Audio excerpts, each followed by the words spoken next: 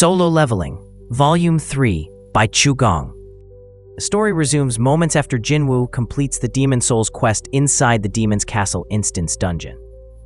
Having chosen the cursed mystery box as his item reward, he nervously opens it. Inside, he finds not an item, but a recipe scroll. Recipe, Elixir of Life. Reading the details, he discovers it's an S-rank consumable capable of curing any disease. His thoughts immediately jump to his ailing mother. The ingredients required are the world tree fragments obtained from Vulcan, spring water from Echo Forest, obtained from Metis, and the purified blood of the demon monarch, presumably the final boss of the demon's castle. Overcome with hope, Jinwoo learns the crafting skill from the scroll, noting he already possesses 2 of the 3 ingredients. He also equips the S-rank Demon Monarch's necklace, obtained from Metis, completing a set with its earrings and gaining a +5 bonus to all stats. Finally, he examines the other cursed mystery box reward from completing the Demon Soul's quest, a pitch-black, ominous key with no information screen, which he stores in his inventory for later.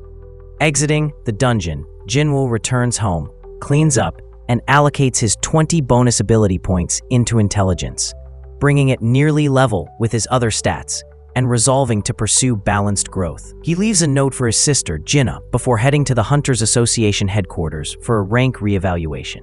His goal is to shed the E-rank label that hinders his ability to buy and sell valuable artifacts needed for the Demon's Castle, and obscures the source of his wealth. At the Association's evaluation center, Jinwoo encounters other hopefuls, including a novice middle-aged man named Jongin. While waiting, Jinwoo notices guild scouts observing them like predators. Jongin, overwhelmed by anxiety, allows Jinwoo to take his turn first. The mana meter repeatedly malfunctions when Jinwoo places his hand on it, displaying an error message. The testing employee panics until assistant manager Ki-soo Jung arrives, recognizes the reading isn't an error, but immeasurable, and realizes Jinwoo is a potential S-rank hunter, the first in 2 years.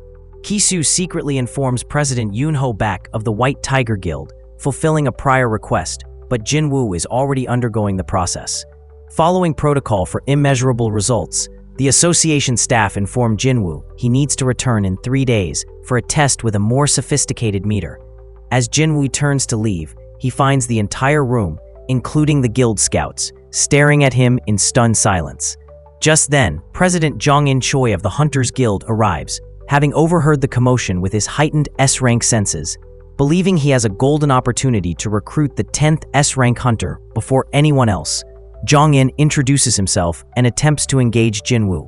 However, Jinwoo, concerned about the time, curtly dismisses him and leaves, baffling Jongin and the onlookers. Moments later, a breathless Yoonho Baek arrives, too late. The 2 S-rank guild masters realize they are now rivals for this newly emerged powerhouse. Jongin deduces Jinwoo must be the mysterious helper from the White Tiger Guild's Red Gate incident. That evening, Jinwoo visits his mother, Kyungye Park, at the hospital, reaffirming his resolve to cure her with the Elixir of Life. As he leaves, he is intercepted by Jinchul Woo, manager of the Hunters Association surveillance team. Jinchul reveals that President Gunhee Go himself is waiting to meet him.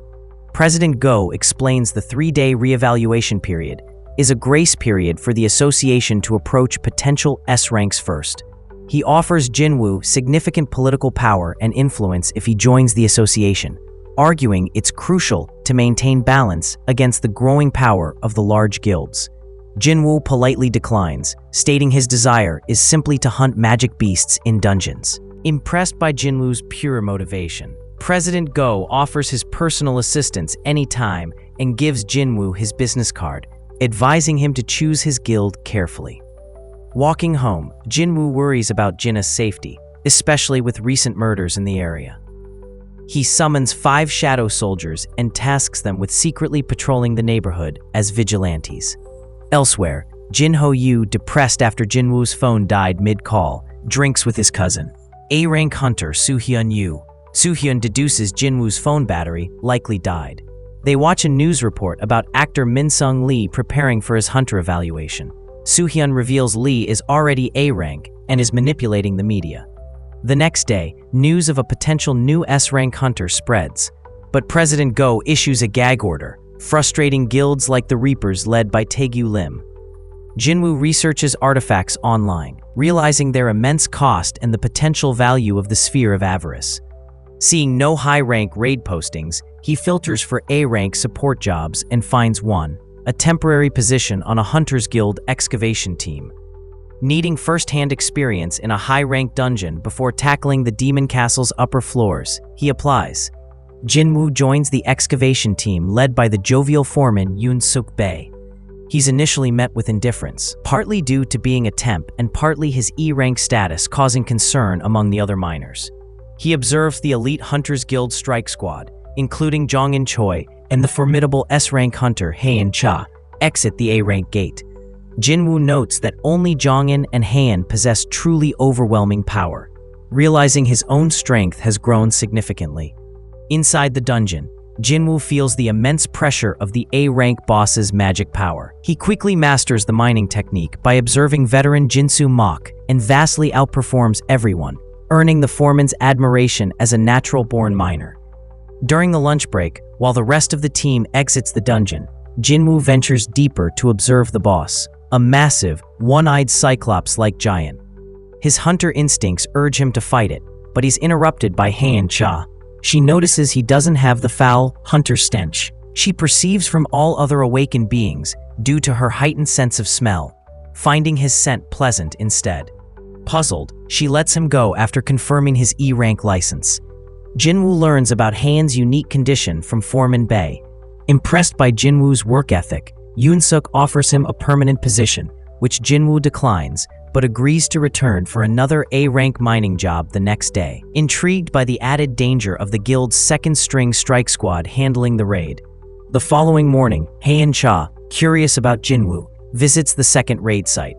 She learns Jinwoo volunteered as a luggage carrier for the strike squad, led by A-rank tank Ki-hoon Sun. Concerned and wanting to investigate Jinwoo further, Haein borrows a pickaxe, her only available weapon, and enters the dungeon. Inside, the raid party encounters dungeon jackals, C-rank beasts, raising suspicions. They are then ambushed by a group of 22 powerful high orc warriors. The battle is fierce, and the hunters struggle. Jinwoo, using stealth, covertly aids the squad by crippling orcs at critical moments, allowing the hunters to secure kills and turning the tide without revealing himself. He unexpectedly levels up from the assist experience.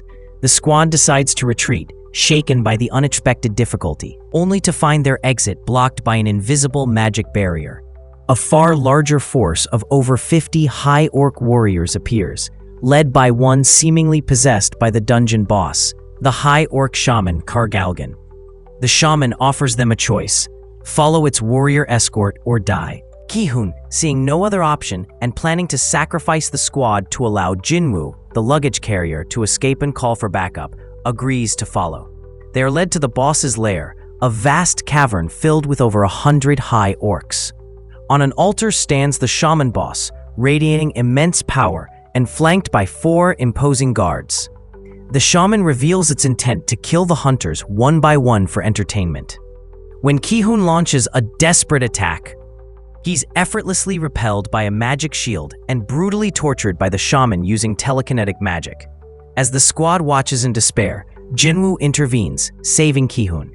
He asks the barely conscious Ki-hoon for permission to eliminate the monsters. Permission granted, Jinwoo unleashes his power, summoning his shadow army, including Igris, Iron, and Tank. The tide turns instantly. Jinwoo and his shadow soldiers overwhelm the high orcs. The shaman's powerful curses prove ineffective against Jinwoo's immunity passive. Jinwoo extracts shadows from the fallen orcs, bolstering his army and terrifying the remaining enemies and the shaman. Meanwhile, Jin Chol-woo arrives outside the gate, detects an abnormally high mana reading, and enters with his team, finding Haein Cha observing the battle. Jin Chol recognizes Jinwoo's power. Jinwoo confronts the shaman boss directly. The boss transforms, growing enormous and unleashing powerful magic, but Jinwoo, utilizing Ruler's Hand and his superior physical prowess, brutally defeats the shaman. He successfully extracts its shadow, naming the new elite Knight rank mage soldier, Fang. Jinchul helps Jinwoo leave the dungeon discreetly, citing association confidentiality to deflect the astonished Hunters Guild members. Ki-hoon and his squad offer heartfelt thanks.